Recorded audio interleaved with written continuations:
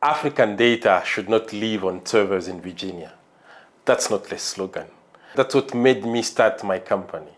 For years, I watched African organizations struggle. Data trapped in Excel file. Report that took weeks and weeks to finish. Leaders who knew the program worked but could not prove it. And the worst part, our data was not even ours. It sat on servers in America and Europe, controlled by organizations who didn't know our problem, who did not feel our urgency. Africa is the youngest continent, the fastest growing one, but we were stuck using old tools to solve new problems. That felt wrong, so I decided to build something better. I am Hinda Ruton. I'm recording this from Kigali, Rwanda, where I run Africa Quantitative Sciences, called AQS. We collect, store, and analyze African data on African soil and African control. I'm also finishing a PhD, an executive MBA at Quantic, and a master's degree in digital transformation at Nexford. And 3 times a week, I'm in the gym lifting heavy. This podcast is about all of it. It's about data, AI, building in Africa, leadership, and the discipline that makes it possible. Welcome to Impact and Iron.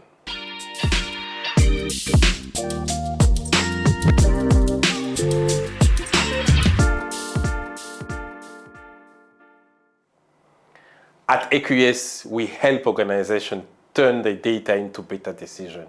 People ask me, why do all this at once? Here's my answer.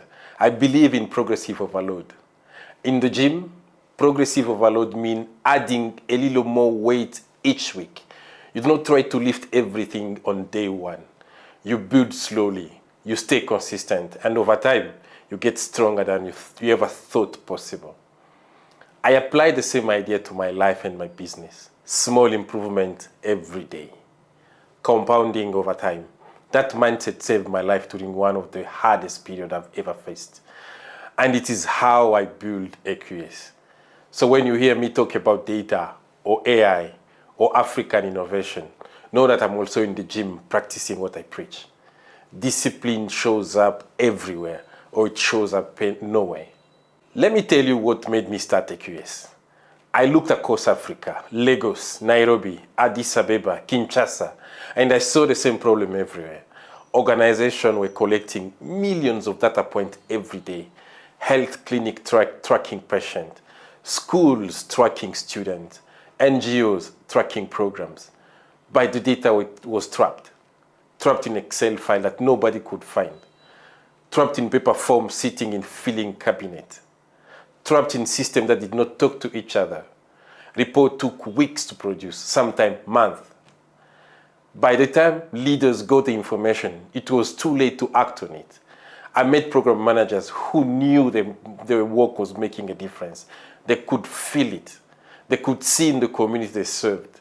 But they could not prove it with data. And when donors asked for evidence, they had nothing to show.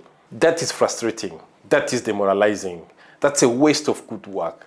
But here, what bothered me the most, the data this organization did manage to collect, it was not stored in Africa. It was sitting on servers somewhere in the US or Europe, in places far away from the people it's supposed to help. Foreign companies controlled that data. Companies that did not understand African problem. Companies that move slowly because our problem is not urgent to them. Think about that.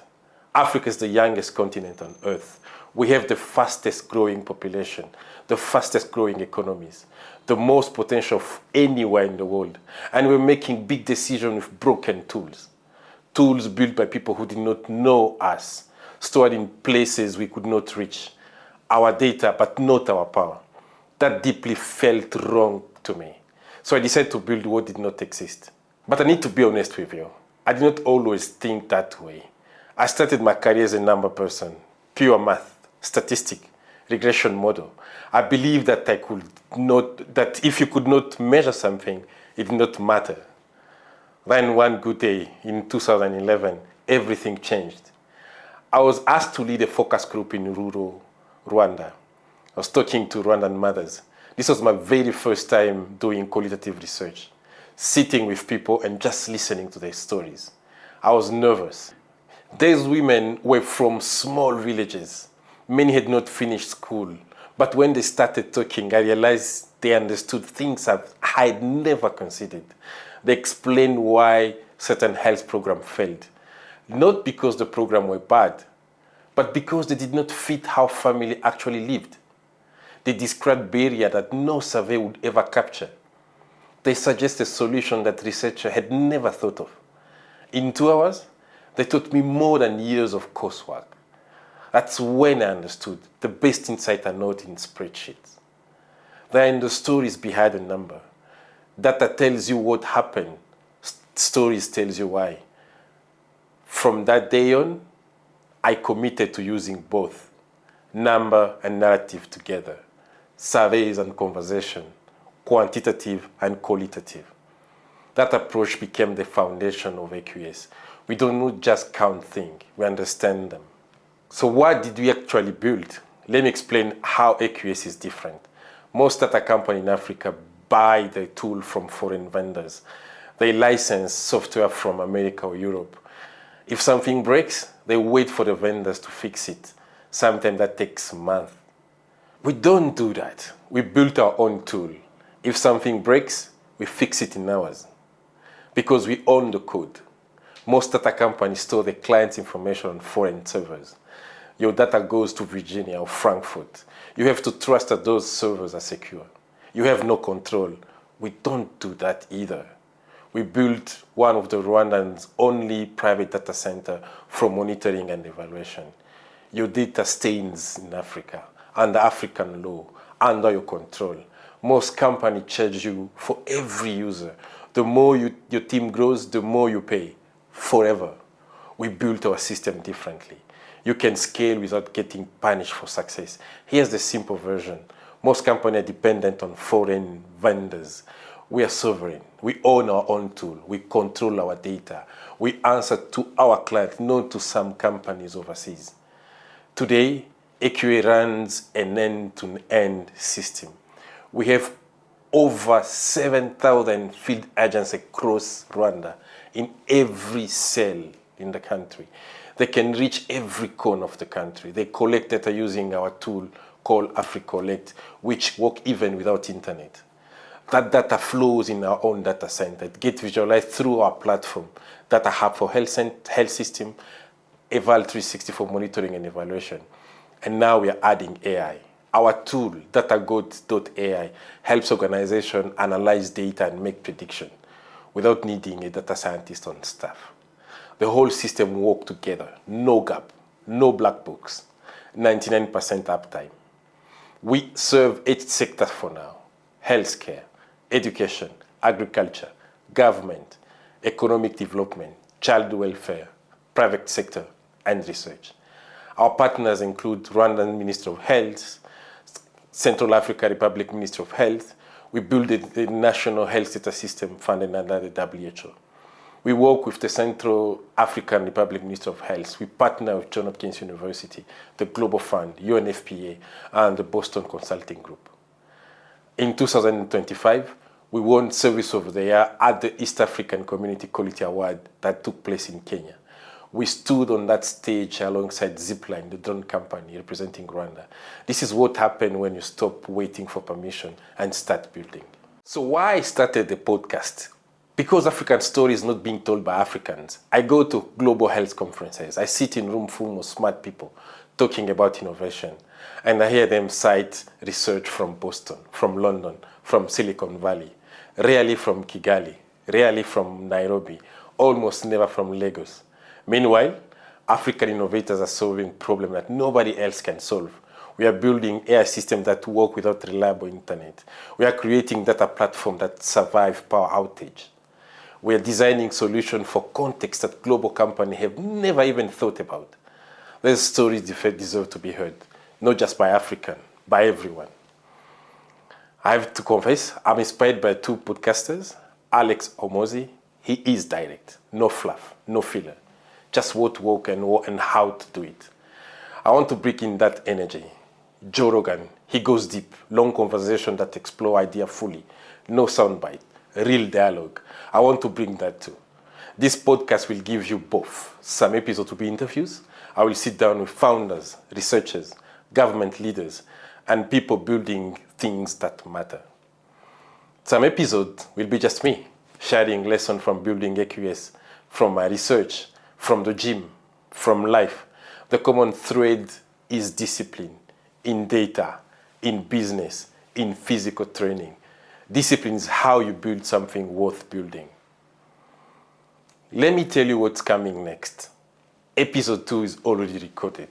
I sat down with Dr. Daniel Hen from the University of Massachusetts, Boston. Daniel ran the AI Core facility. He has built one of the largest breast cancer imaging data sets in the world. Over 220,000 scans. And he made it publicly available so researchers everywhere can use it. We had a great conversation. We talked about what he called machine psychology, the study of how AI systems see the world differently than humans do. We talked about open science, why he gives away his research instead of locking it behind paywalls. We talked about Africa. What will it take to build an AI research facility in Kigali? What are the real barriers? What is actually possible? It's a conversation I think you need to hear. Future episodes will feature African tech founders building companies that matter, government leaders driving digital transformation, researchers who are challenging how global health works, and solo episode where I share what I've learned from business, from research, and from lifting heavy things. We are releasing every 2 weeks, first and third Thursday of each month. Subscribe now so you do not miss anything. Here's what I'm asking from you. If this resonates, share it with one person, just one. One colleague who's droning in Excel sheets. One friend who's building something in Africa. One person who needs to hear that African innovation belongs in the global conversation. If you're building something, a company, a program, a movement, I want to hear from you. Reach out. Tell me your story. Maybe we'll feature it on the show. If you are tired of Africa being an afterthought in global tech conversation, join me in changing that. The problem is African. Organizations across this continent are struggling with the same data challenges. The solution started in Rwanda. We built something that works, and the future is continental. We are expanding. By 2026, we'll be in 5 countries, and we're just getting started. Your data, your power. That's not just our slogan. That's the mission.